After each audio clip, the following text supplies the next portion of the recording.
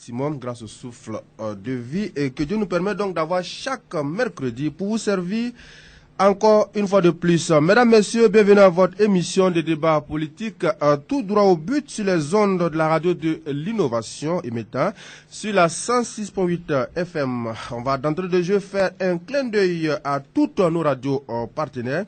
De Zignaré, en passant donc par Kaya, Wayugia, Koudougou, pour ne citer donc que ces villes-là.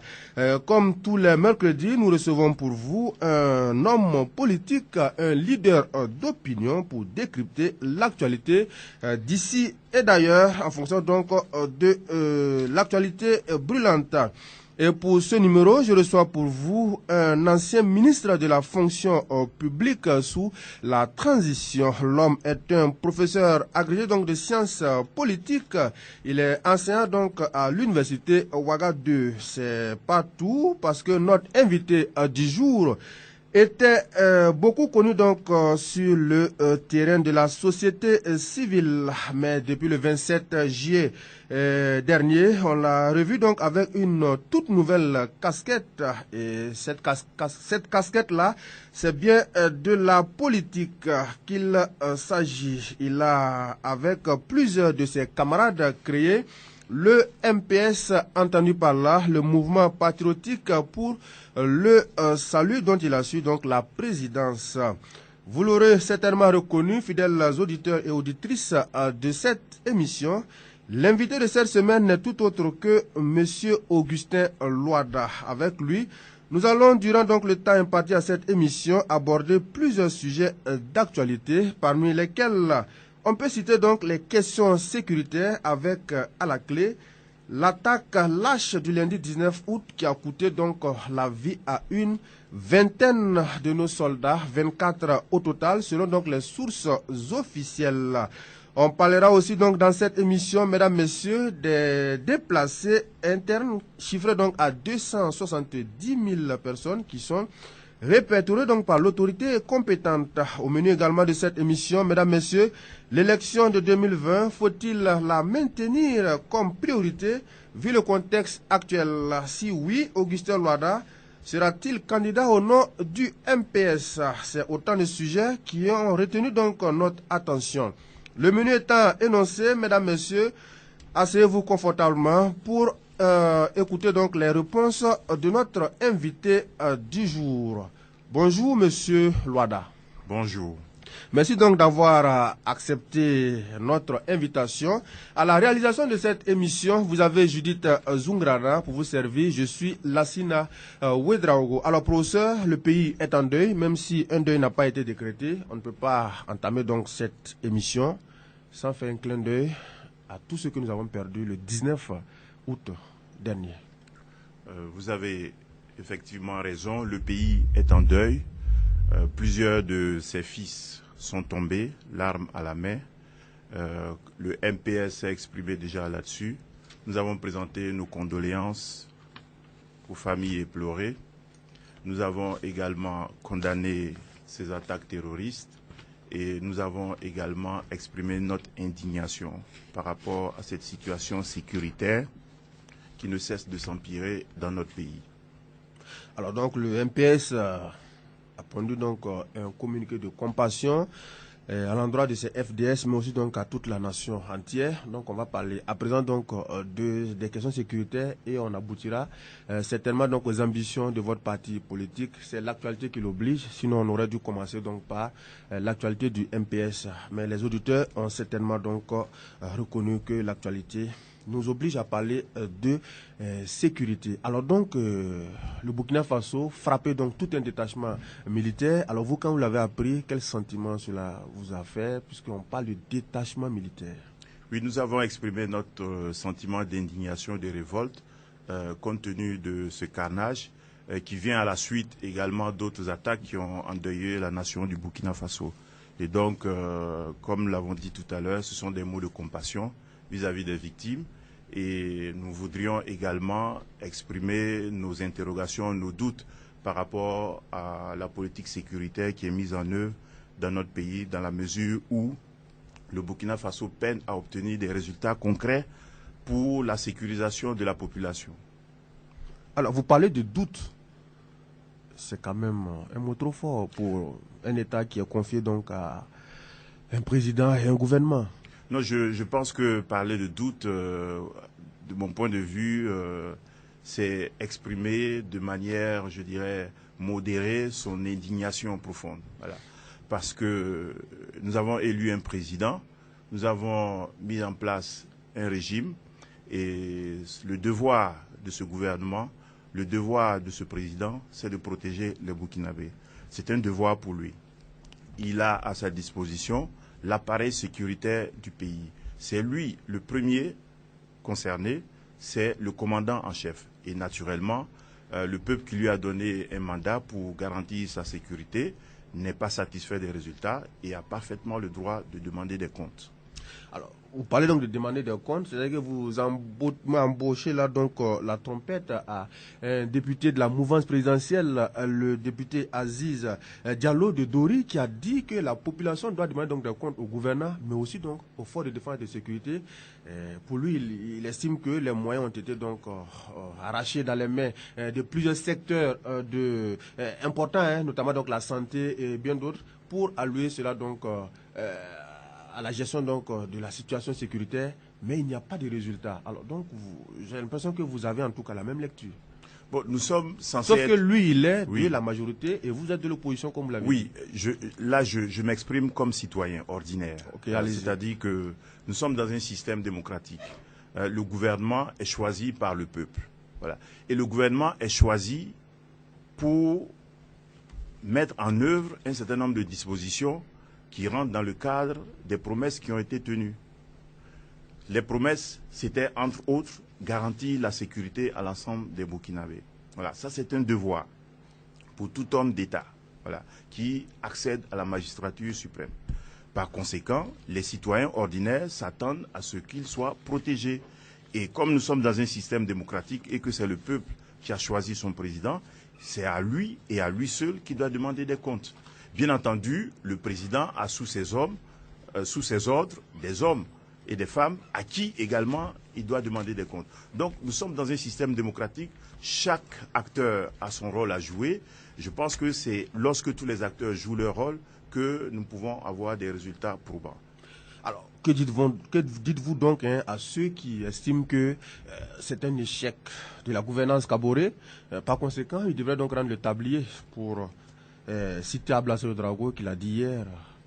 Pour lui, Roch est le problème donc du Burkina et Zéphirin Diabré en est un autre également en tant que chef de file de l'opposition politique. Je répète, nous sommes dans un contexte démocratique.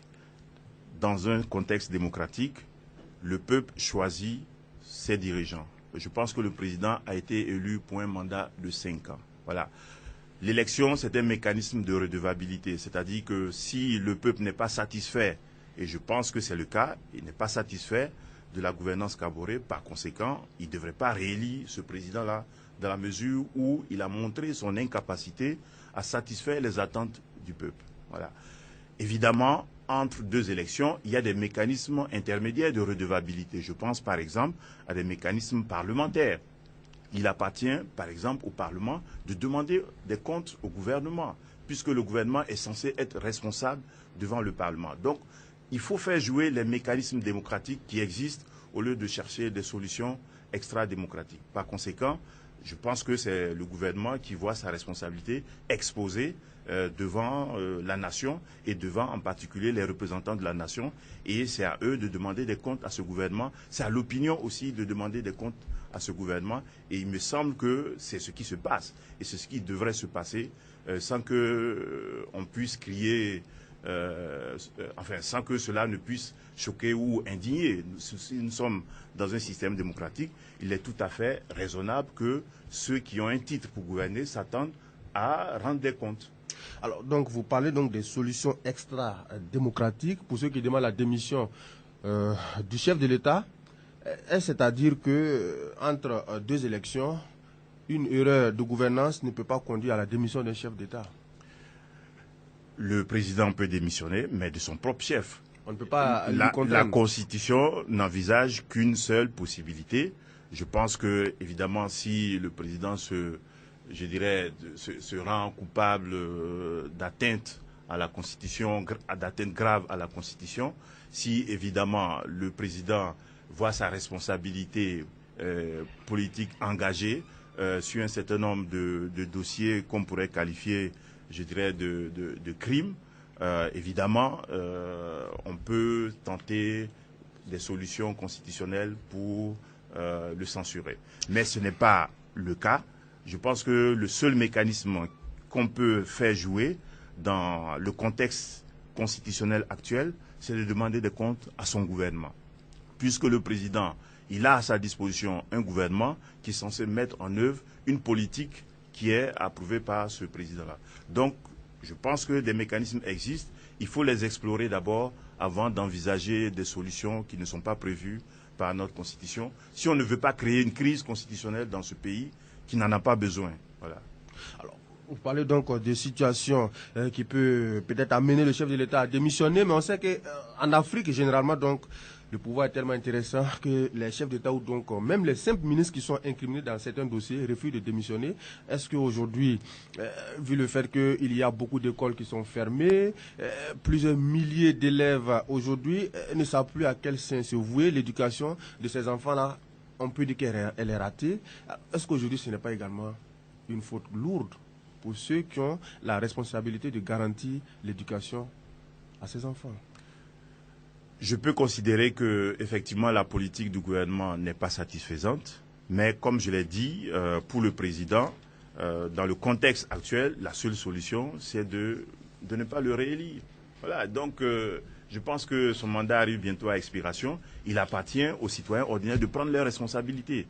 C'est un mécanisme démocratique, l'élection, qui permet de demander des comptes à ceux qu'on a déjà élus. Pour moi, ça ne coûte rien de patienter encore quelques mois, voilà, pour le président. Évidemment, la situation est différente en ce qui concerne son gouvernement. Je pense qu'à ce niveau-là, les députés devraient demander sérieusement des comptes à ce gouvernement. Les députés donc devraient demander sérieusement des comptes à ce gouvernement. Pendant ce temps, l'opposition politique, donc le parti du chef de file de l'UPC, donc l'UPC demande purement et simplement la démission de ce gouvernement dont vous demandez que les députés demandent des comptes. Alors on a vu un dialogue politique qui a réuni tous ces acteurs politiques-là, mais au finish, malgré donc les solutions, les propositions faites par tous ces acteurs, il a fallu une simple, bon, je ne vais pas dire une simple attaque, mais il a fallu en tout cas qu'il y ait un élément majeur pour toucher le Burkina Faso du plan donc sécuritaire, pour voir qu'il y a une véritable divergence entre ce qu'ils ont dit en 4 murs et la réalité des faits.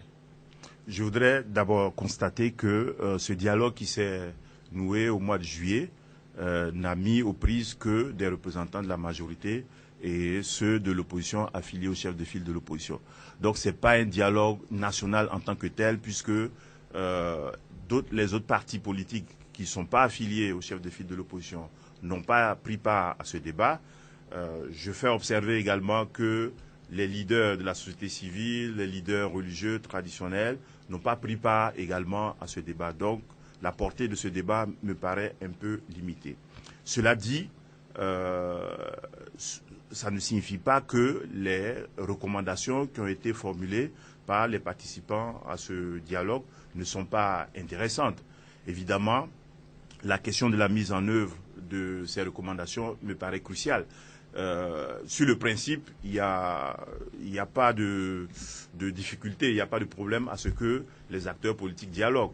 La question, on le sait, dans le cas du Burkina, c'est la mise en œuvre par la suite des recommandations. Voilà.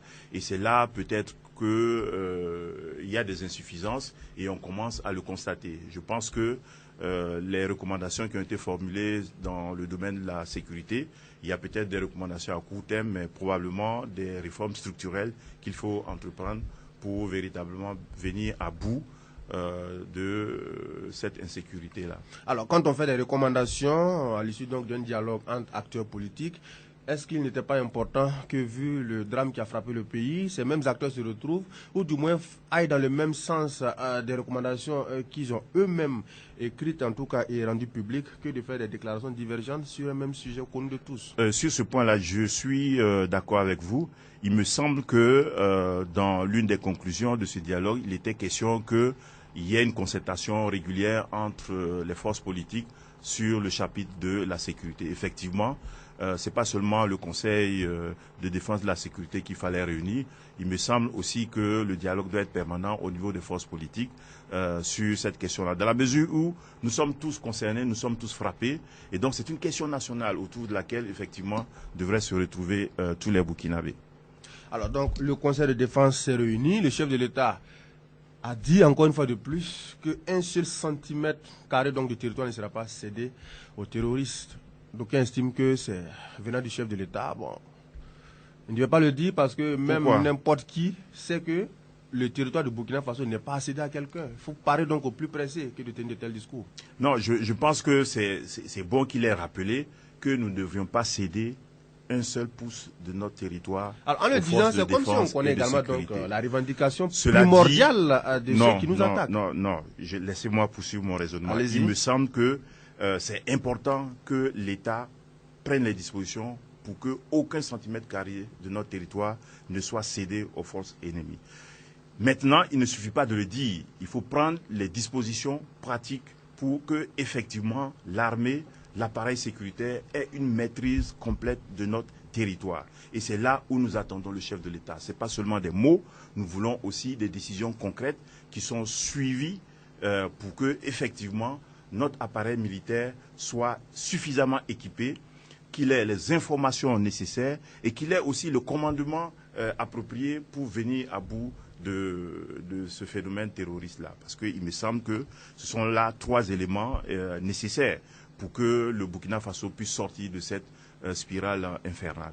Alors donc, pour vous, le message, il est important, mais il n'est pas suivi donc d'actes. Alors, en termes de propositions concrètes, le chef de l'État parle encore une fois de plus de la réorganisation donc de l'armée. Est-ce qu'à cette étape, 4 ans, presque 4 ans donc de gestion du pouvoir d'État, aujourd'hui, depuis sa prise de pouvoir, on a été frappé donc à plein cœur à Capuchino. Si on parle toujours de l'organisation de l'armée, est-ce qu'on ne donne pas là quelques failles à nos adversaires qui nous attaquent? Je parle donc des terroristes. Cette réponse-là me paraît effectivement insuffisante parce qu'on ne peut pas, à ce stade, se contenter de proposer uniquement une réforme structurelle de l'armée. Bien entendu, cela s'impose et le MPS, dans son manifeste, l'a même indiqué. Il faut effectivement une réorganisation, une réforme structurelle de notre appareil sécuritaire. Mais il me semble qu'en dehors de cette réforme structurelle indispensable, il faut aussi prendre des dispositions nécessaires et pratiques pour doter nos forces de défense et de sécurité de l'équipement performant. Il me semble que sur le terrain, on a l'impression que nos forces de défense et de sécurité sont mal équipées par rapport à nos adversaires, par rapport à nos ennemis. Et donc, il faut effectivement que sur ce plan-là, l'assurance soit donnée au peuple burkinabé que tout est fait pour que nos soldats bénéficient des équipements les plus modernes, en tout cas capables de rivaliser avec nos ennemis qui sont en face. Nous l'avons dit également, et je pense que beaucoup d'acteurs l'ont souligné bien avant nous, le renseignement est nécessaire. Malheureusement, on constate que le plus souvent en Afrique, nos appareils chargés de collecter, de traiter l'information sont destinés beaucoup plus à alimenter des mobiles politiques que des mobiles tenant au bien commun, à l'intérêt général, à la protection de la population, de la nation. Donc il faut s'assurer, et c'est pour cela que je parlais de demander des comptes à ceux qui nous gouvernent, il faut s'assurer que toutes les énergies, toutes les compétences sont tournées vers le bien commun, vers la protection de la population et non vers d'autres objectifs. Ensuite, il me semble aussi que c'est important qu'on s'assure que ceux qui sont chargés de traiter, de collecter et de traiter ces informations-là sont des professionnels.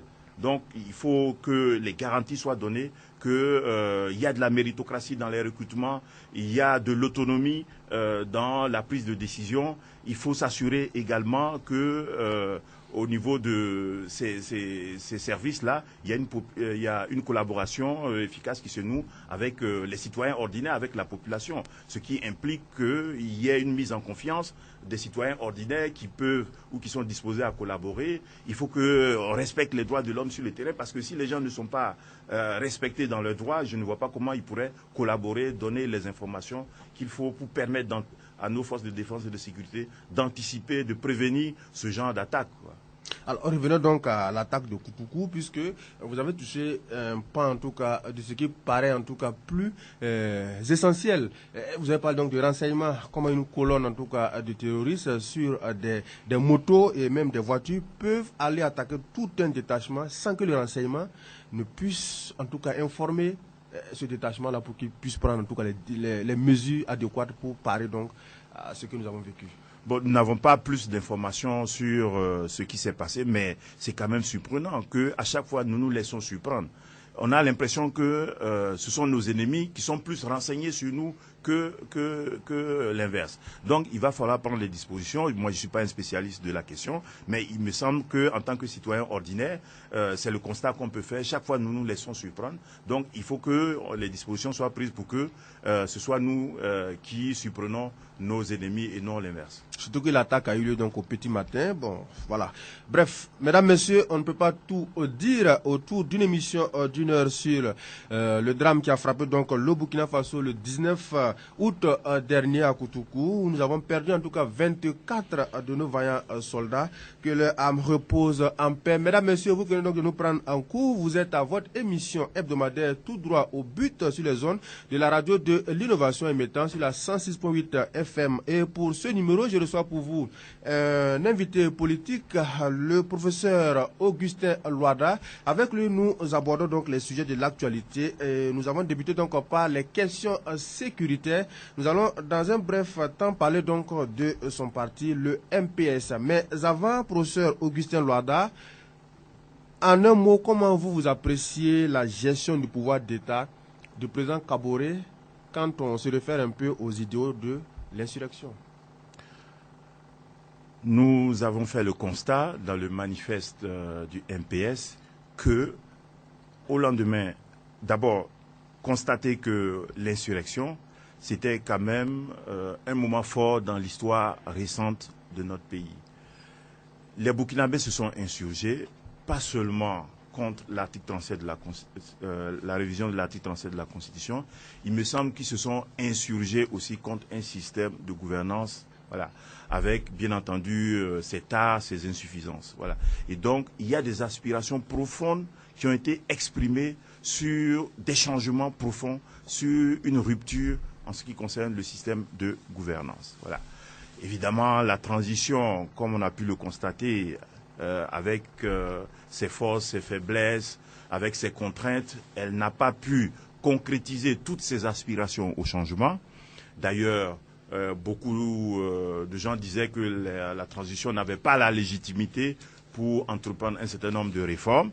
Donc, il appartenait, en tout cas, au régime qui prendrait la suite. Il appartenait au pouvoir qui a été élu, choisi par les Burkinabés, la majorité des Burkinabés en tout cas, de concrétiser ses aspirations au changement. Voilà. Plus de, je dirais, pratiquement 4 ans après, nous constatons que les Burkinabés ne sont pas satisfaits de la situation. Il suffit de regarder toutes les enquêtes d'opinion qui se font. Il suffit de parler aux Burkinabés dans la rue, dans les services, dans les bureaux. On constate tout simplement que les Burkinabés ne sont pas satisfaits par rapport à ces aspirations au changement. Et donc, il appartient au peuple burkinabé d'en tirer les conséquences. Est-ce qu'ils veulent continuer à revivre cette même situation, 5 ans encore, ou est-ce qu'ils veulent, je dirais, donner la chance à d'autres équipes de capitaliser les acquis obtenus jusqu'ici et de transformer concrètement les aspirations qui ont été exprimées. Voici la question fondamentale qui se pose au peuple burkinabé. Alors, donc la question fondamentale, elle est connue. On en parlera donc avec ce que vous avez à offrir, donc à proposer au peuple burkinabé, afin qu'il vous fasse confiance pour relever donc les défis et que vous énoncez. Mais la dernière question qui concerne en tout cas les questions de sécurité, je m'en voudrais ne pas vous poser cette question, c'est celle donc des déplacés internes. On parle de 270 000 répertoriés de façon officielle. Interne, je dis bien. Oui. Alors, c'est quand même fort. Oui, malheureusement, effectivement, cette situation insécuritaire, cette situation de l'insécurité a entraîné des conséquences dramatiques, dont notamment ces déplacés dans leur propre pays, Et c'est pas tout. Il y a aussi toutes ces écoles qui ont été fermées, ces centres qui ont été fermés, centres de santé qui ont été fermés. Et il y a tout simplement toute l'activité économique, agricole, commerciale qui a été, je dirais, mise sous boisseau à cause de cette situation de l'insécurité. Et pour revenir effectivement aux réfugiés, aux déplacés, c'est une situation dramatique. Nous devrions exprimer notre solidarité vis-à-vis de ces personnes déplacées. C'est une question que nous avons soulevée au niveau du MPS. Nous avons demandé aux uns et aux autres de nous exprimer leurs propositions pour voir comment concrètement nous allons manifester cette solidarité agissante vis-à-vis de ces personnes déplacées-là. Et c'est un devoir pour tous les Burkinabés parce que nous sommes tous concernés. À chaque fois qu'un Burkinabé est touché, un Burkinabé est obligé de fuir son village pour se réfugier ailleurs.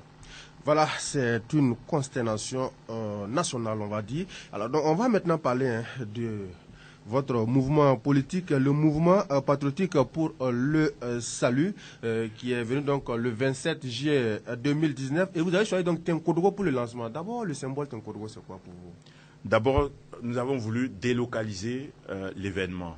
En réalité, il s'agissait d'un atelier de planification stratégique que nous prévoyons à Tenkodo. Vous savez très bien que dans notre pays, il y a une tendance à centraliser tout à Ouagadougou. Et pour notre cas, nous avons voulu innover en décentralisant l'événement, en tout cas délocalisant l'événement, en l'organisant ailleurs. Et c'est pour cela que nous avons choisi Tenkodo, pour des raisons aussi liées au fait que nous avions bénéficié de facilités pour la tenue de cet atelier. Et nous avons voulu, puisque c'était la première sortie officielle de notre parti, greffer à cet atelier de planification stratégique un lancement officiel. Qui était organisé par qui, cet atelier? Oui, par nous-mêmes. C'était la première fois, puisque nous avions le récépissé a été délivré le 2 juillet 2019. C'était la première fois que les membres du secrétariat exécutif se réunissaient.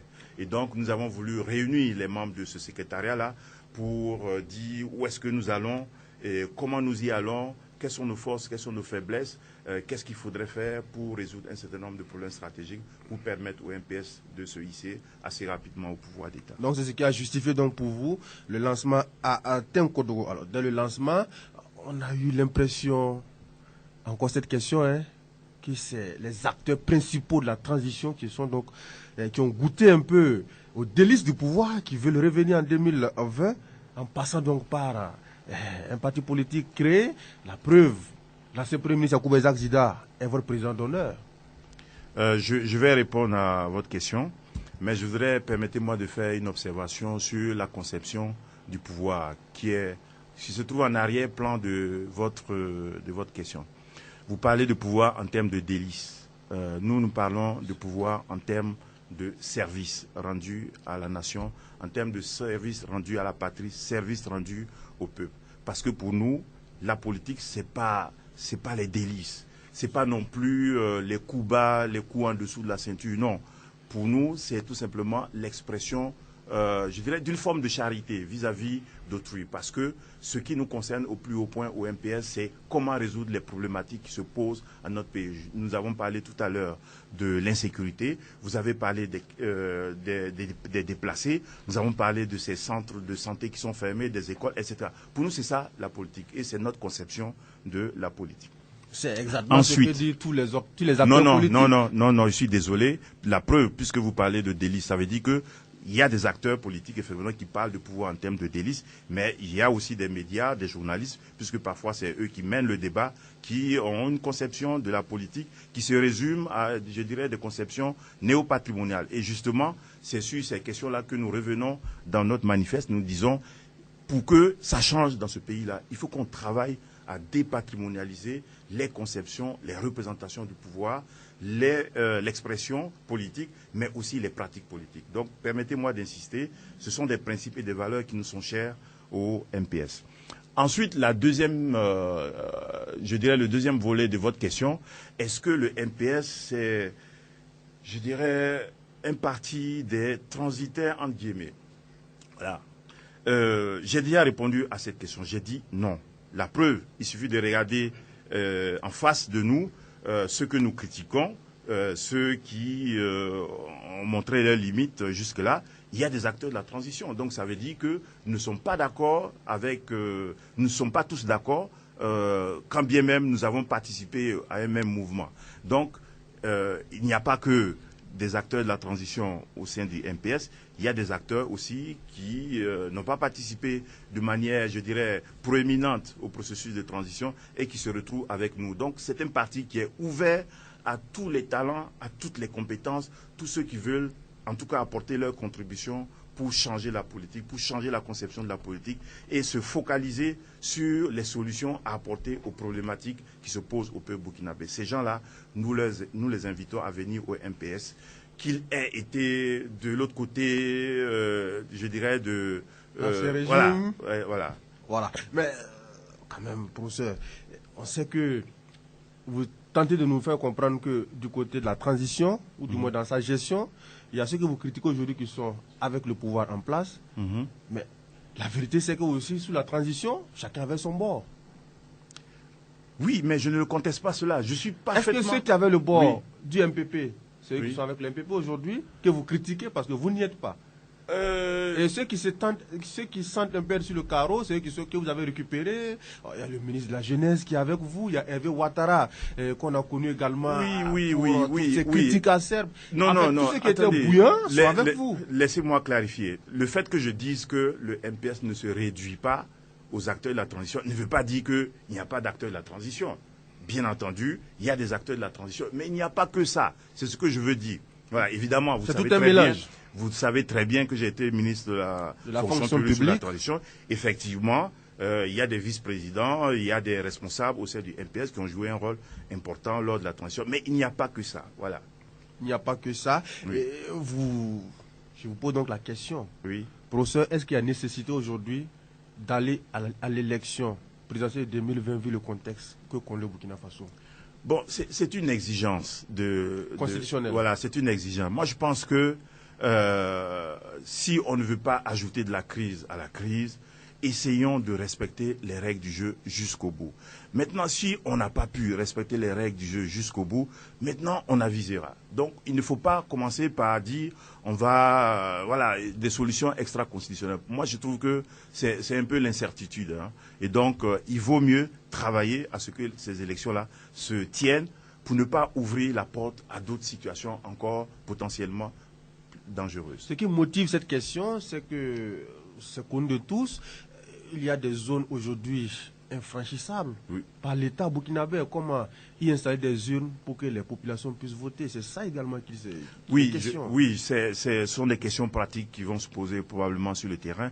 Je pense que le défi est connu. Il appartient à l'État, au chef de l'État, à son gouvernement, de prendre la mesure de la gravité de la situation et j'ai envie de dire d'arrêter de s'amuser, entre guillemets. Parce qu'on a l'impression que nous sommes en guerre, mais nous voulons faire la guerre à mi-temps, comme un étudiant ferait un travail à mi-temps pour compléter sa bourse. Non.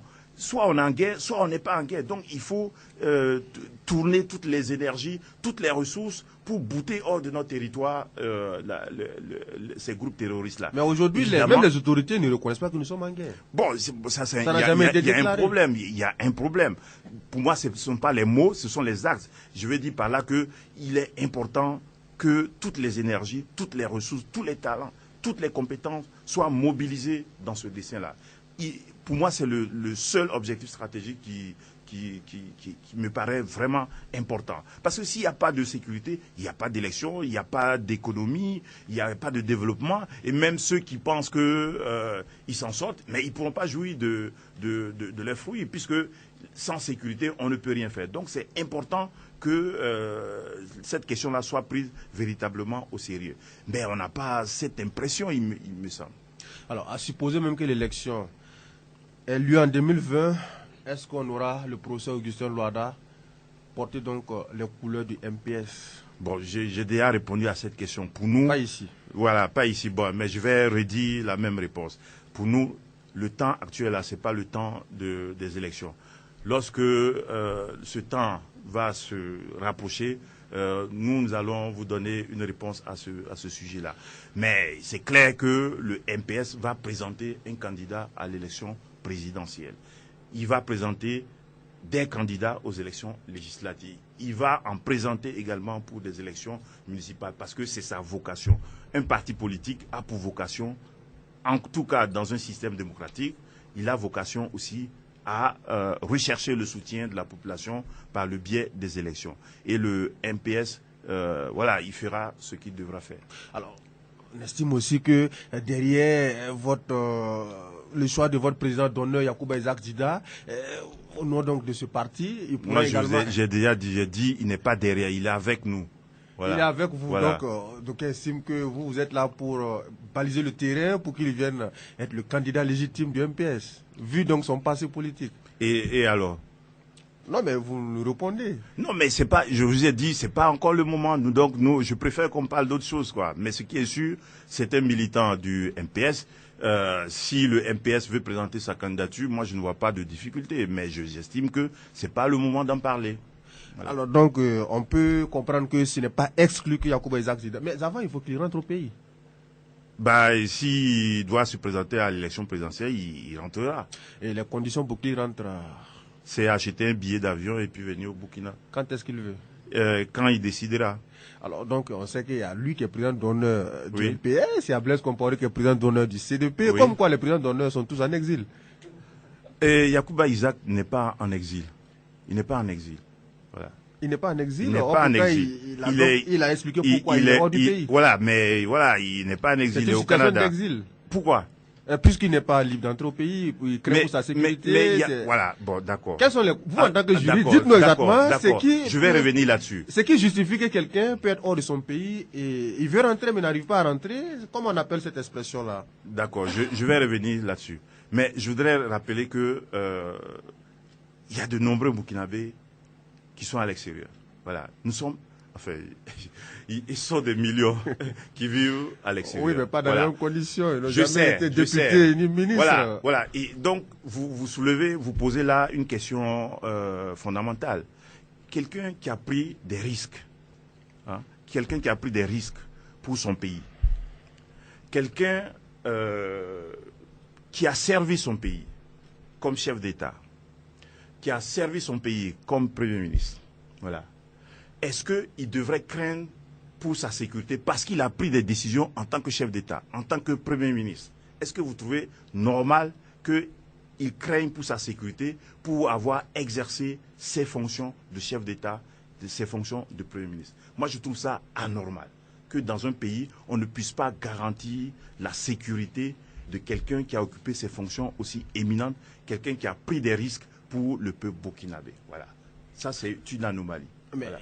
Il y a eu des précédents, professeur. Vous avez été ministre de la fonction publique. Oui. On a vu tous les discours qui ont été distillés sur le régime que vous avez remplacé, parti donc par la rue. Aujourd'hui, la roue étant tournante, vous avez un des vôtres qui est dans la même condition que l'ancien président Blaise Compaoré, dont beaucoup de sondages... C'est pas exactement la même chose. C'est pas exactement la même chose. Évidemment, j'entends des gens dire, ah oui, comme Zida, il a joué un rôle important lors de l'insurrection, et il semble que moi, je mets l'accent sur l'insurrection, je ne parle pas du putsch, etc. Je pense que ça, c'est une mauvaise lecture des discours que j'ai tenus à Tinkoto. Et votre micro me permet de clarifier mon propos. Jamais je n'ai dit qu'il faut une amnistie sans condition ou une amnistie sélective dans ce pays. J'ai simplement rappelé les résultats d'une enquête par sondage Afrobaromètre et ça c'est vérifiable. Voilà. J'ai dit simplement que la majorité des Burkinabés souhaitent qu'on tourne la page de l'insurrection. Voilà, c'est ça que j'ai rappelé. Voilà. Ensuite, j'ai dit, personne dans ce pays, qu'on ait été chef d'État, Premier ministre, qu'on ait été simplement citoyen ordinaire, personne ne devrait être inquiété si, on lui garantit qu'il y a une présomption d'innocence qui sera respectée. C'est-à-dire que tant qu'on n'a pas prouvé la culpabilité d'un individu, il est présumé innocent. Voilà. Moi, je constate que dans certains cas, au Burkina Faso, on est présumé coupable et on demande à l'individu de prouver qu'il est innocent. Donc, j'ai tenu à rappeler le principe.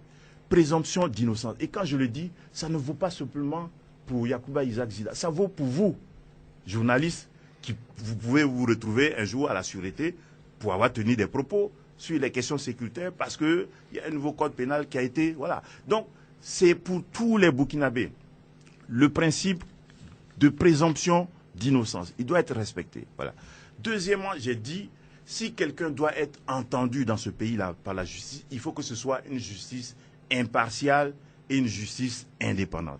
Et la troisième chose que j'ai ajoutée, c'est j'ai dit le respect de la dignité de l'être humain.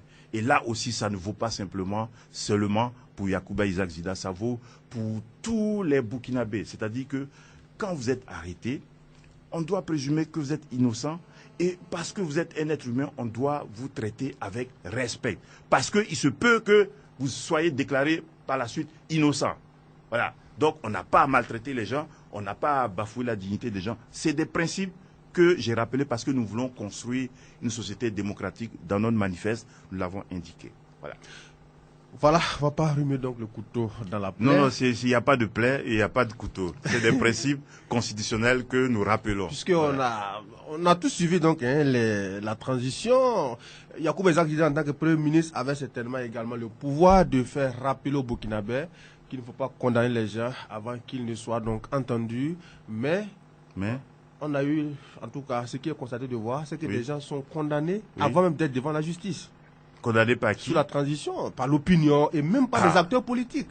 Bon, donc y compris Yacouba Isaac Zida lui-même et certains gestionnaires donc de la transition. Moi je ne dis pas. À travers donc les discours. Non, je ne dis pas. Est-ce que ce n'est pas cela également? Oui, mais la transition est passée. Voilà. Nous sommes aujourd'hui donc. Voilà, moi j'ai dit. Post-transition. Voilà, moi c'est pour ça que j'ai dit vos histoires d'insurgés, de transition. Laissons ça aux voilà, laissons ça. Voilà. Donc nous voulons construire une société nouvelle. Nous voulons construire une société nouvelle. Nous voulons que les choses changent. C'est vrai. Il faut tenir compte de notre histoire. Mais je dis, regardons en avant. Moi, c'est ce que, à la sortie de la transition, quelqu'un m'a dit. Il faut regarder devant toi. Laisse. Voilà. Plus rien ne sera comme avant. Bon, c'est un projet. C'est un projet. C'est un projet.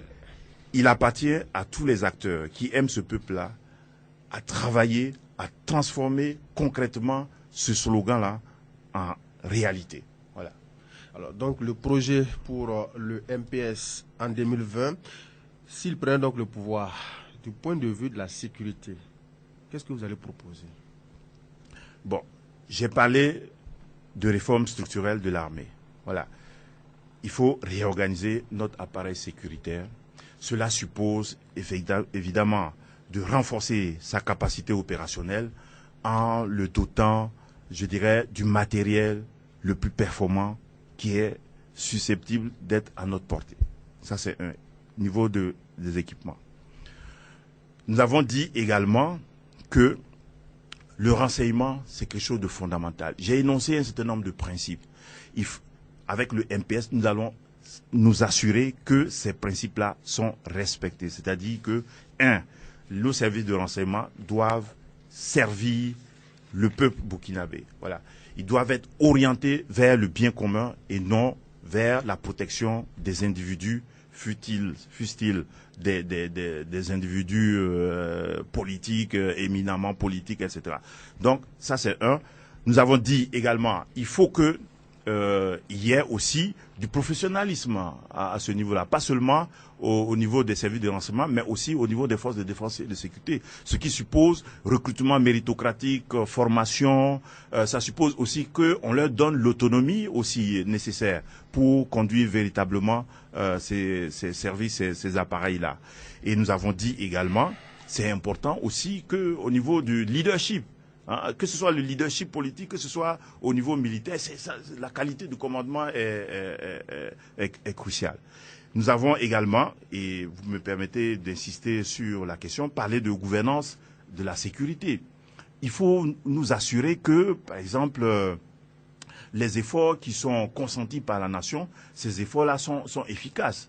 Hein. Il faut regarder tous les abus, tous les dysfonctionnements susceptibles de gripper notre appareil sécuritaire et faire en sorte que ces abus, ces dysfonctionnements-là disparaissent pour qu'il y ait une qualité irréprochable au niveau de la gouvernance du secteur de la sécurité. Voilà. Je ne veux pas rentrer dans les détails, je ne veux pas d'histoire, je ne veux pas de problème, mais c'est clair que si l'appareil sécuritaire fonctionne comme je vois au niveau de notre appareil civil, la fonction publique, c'est clair que il y aura des difficultés opérationnelles. Voilà. Et il n'y a pas que la réponse militaire. Bien sûr, la question des équipements, la question du renseignement, la question du commandement, ce sont des questions militaires. Mais je dois rappeler aussi que pour vaincre le terrorisme, il n'y a pas que ça. Il y a aussi tous ces efforts que nous devrions faire pour renforcer les mécanismes de régulation des conflits parce qu'on a constaté que depuis quelque temps, les groupes terroristes essaient de surfer, ils essaient de capitaliser sur les conflits communautaires pour exacerber la situation. Donc il faut que nous soyons capables de renforcer la résilience de nos communautés, la résilience de nos sociétés en renforçant les mécanismes de régulation des conflits. Il faut qu'on regarde aussi le comportement des agents, des représentants de l'État sur le terrain. Parce que parfois aussi, ça ne fait que compliquer la situation. Il faut que le comportement de nos troupes sur le terrain soit exemplaire. Il faut que le comportement de nos forces, je dirais, paramilitaires, que ce soit les policiers, que ce soit les eaux et forêts, etc. Il faut que ces comportements-là soient exemplaires pour ne pas alimenter, pour ne pas donner prise à une manipulation par les groupes terroristes. Donc vous voyez que la question de la gouvernance, c'est une question qui est clé dans la sécurisation. Et bien sûr, il faut une réponse militaire, mais il y a aussi des réponses politiques en termes de renforcement de la qualité de la gouvernance qu'il faut apporter dans le secteur de la sécurité. Alors donc, on nous fait signe qu'il nous reste 5 minutes. On a encore un autre sujet sur le dossier du putsch, mais on va vous permettre également de nous donner également des esquisses, des solutions pour la relance économique si le MPS est porté donc à la tête de la nation en 2020. Bon. Je pense qu'un préalable, c'est la sécurisation. Parce que nous l'avons dit, dans un contexte comme celui-là, s'il n'y a pas de sécurité, il n'y a pas de développement. Donc c'est important de restaurer, je dirais, la sécurité dans notre pays, sans laquelle il n'y a pas d'initiative aboutie en matière de développement. Je pense aussi qu'il faut travailler à réformer structurellement notre économie, pour que cette économie-là soit capable de créer des emplois pour nos jeunes. Parce que actuellement, comme perspective, il n'y a que la fonction publique, alors que nous savons très bien que les opportunités d'emploi de la fonction publique sont limitées par rapport à cette demande exponentielle d'emploi. Donc il faut travailler à transformer structurellement notre économie pour qu'elle puisse permettre à ces jeunes-là de montrer de quoi ils sont capables lorsqu'on leur confie des emplois. Voilà donc... on va également vous poser une question sur le MTT que vous avez donc porté sur les fonds baptismaux, qui était une société civile. Aujourd'hui, MPS, parti politique, professeur Louada, président du MTT, professeur Louada, président donc du MPS, aujourd'hui le MTT, qui est le nouveau président ou bien c'est toujours le statu quo? Voilà, j'ai dit, je redis, je répète et je rabâche. Je me suis délesté de tous mes mandats de la société civile. Voilà. J'ai pris une option, celle de diriger un parti politique. Donc, j'ai laissé tomber le MTT. Okay. Il y a un nouveau responsable, c'est le docteur Traoré Mamadou, qui est chercheur à l'INS. Okay. Voilà. Peut-être qu'il ne fait pas beaucoup de bruit, mais il a pris le relais du professeur Louada. Alors donc, dernière question sur le MPS.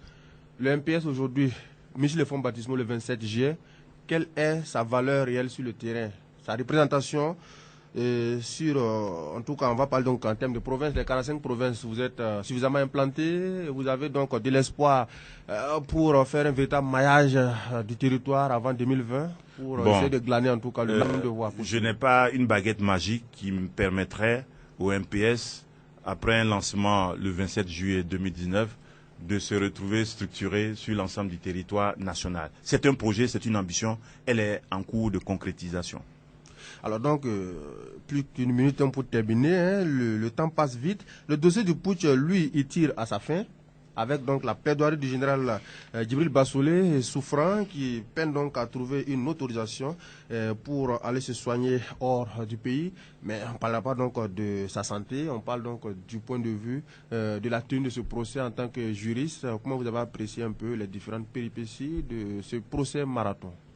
Non, moi, donc vous avez été également victime. Je préfère parler comme citoyen ordinaire. C'est la preuve que... Bon, un peu de frustration parce que c'est la preuve qu'on peut avoir justice sans vérité. Et c'est l'impression qu'on a vers la fin de ce procès. Bon, c'est ce que je peux dire, quoi. Voilà. On va avoir donc la justice, mais on n'aura pas la vérité. Il me semble. Certains acteurs donc n'ont pas eu le temps, ou du moins n'ont pas eu la convocation pour comparaître, pour faire paraître la vérité, ou bien c'est les accusés eux-mêmes qui... Non, moi j'ai l'impression que certains n'ont pas dit la vérité. Les accusés? Il me semble que certains ont dit la vérité, d'autres se sont arrangés un peu avec la vérité. Un autre sujet, un truc qui s'invite à l'émission, c'est la fronde sociale. Professeur, en tant que fonctionnaire, en tant qu'ancien ministre de la fonction publique, le Burkina Faso aujourd'hui fait face donc à une fronde sociale. Aujourd'hui, on a l'impression que les médias sont fatigués d'en parler, mais du point de vue de la santé, il y a une grogne. Les GRH, il y a une grogne, les dossiers ne sont pas traités, mais c'est comme si de rien n'était. Bon, c'est le reflet de la gouvernance actuelle. Sous la transition, les choses n'étaient pas simples aussi. Mais il y avait un dialogue que nous avons noué avec succès avec les syndicats. Moi, j'étais ministre de la fonction publique. Il y avait des syndicats qui me fatiguaient, entre guillemets, quasi quotidiennement. Mais bon, on fait ce qu'on peut. C'est-à-dire qu'avec les syndicats, il faut d'abord les respecter. Parce que ce sont des gens qui tiennent absolument à ce qu'on les respecte comme partenaires. Et ensuite, si on discute, si on se met d'accord sur... voilà, des conclusions, il faut travailler aussi à les mettre en œuvre. Je pense que ce sont des acteurs qui tiennent à ce que la parole soit tenue. Bien sûr, ce sont des Burkinabés qui sont informés des limites de l'appareil d'État.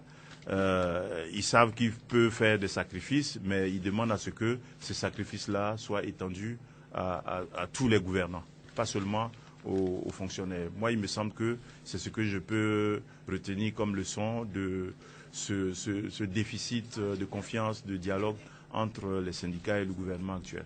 Alors, nous sommes au thème donc de cette émission. Juste en 5 secondes, votre mot de fin pour qu'on puisse clore également donc le temps nous impose. Je disais, je le répète, le MPS, c'est un parti qui est ouvert à tous les talents, à toutes les compétences. Et donc, tous ceux qui veulent contribuer à bâtir un Burkina meilleur, ils sont les bienvenus au MPS. Et nous les attendons. C'est sûr donc ces propos du professeur Loada. Je vous rappelle donc qu'il était l'invité de cette émission de ce mercredi 21 août 2019.